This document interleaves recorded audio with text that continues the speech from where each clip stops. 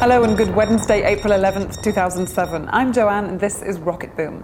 Today we have a simply wonderful story created by Dominic of the Scarab about a man from Australia named Ian Skiller and the consequence of strangers arriving upon land.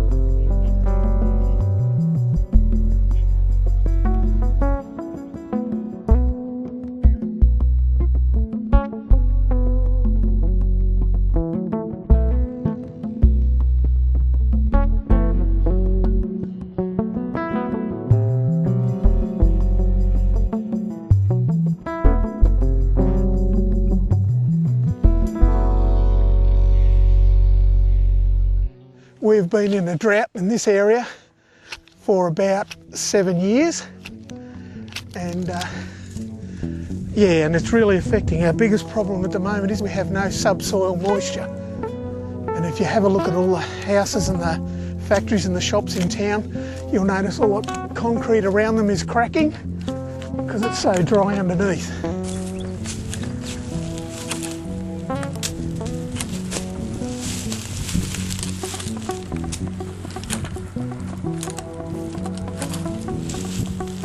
About 5 years ago, some refugees were working in the area for another farmer, and they turned up and asked me for accommodation. It was about 5:30, just getting dark, and there was 5 of them in a little Toyota Camry, and they were all in traditional clothes, which I'd never really seen before.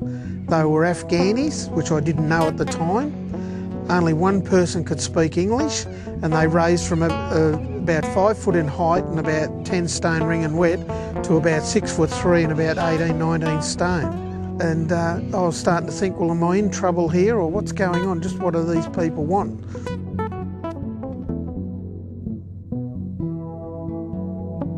These boys had come straight from detention, either Woomera or Baxter.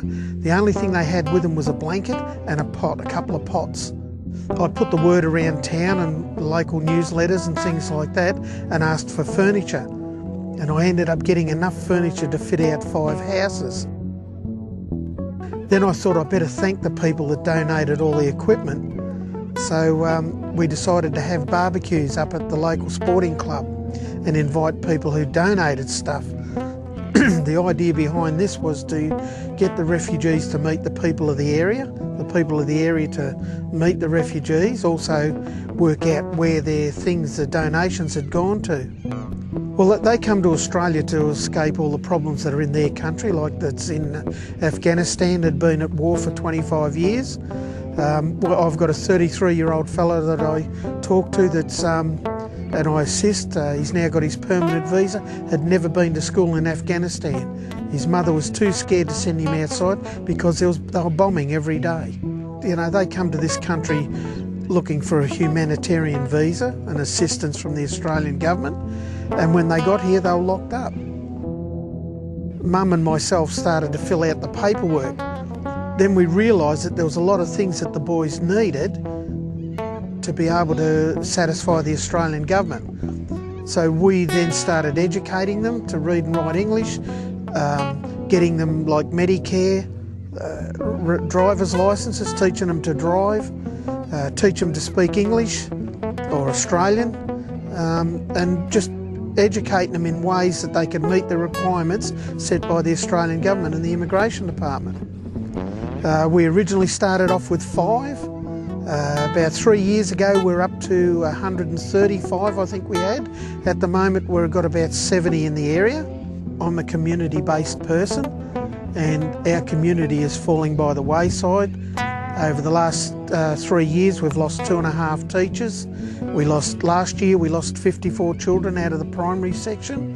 So the community is slowly dying.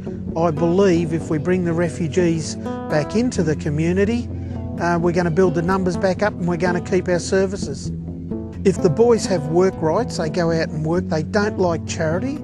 In this area, out of those 134 people that I work with, from Mildura to Lake Boga, there's only 46 on the books at Centrelink.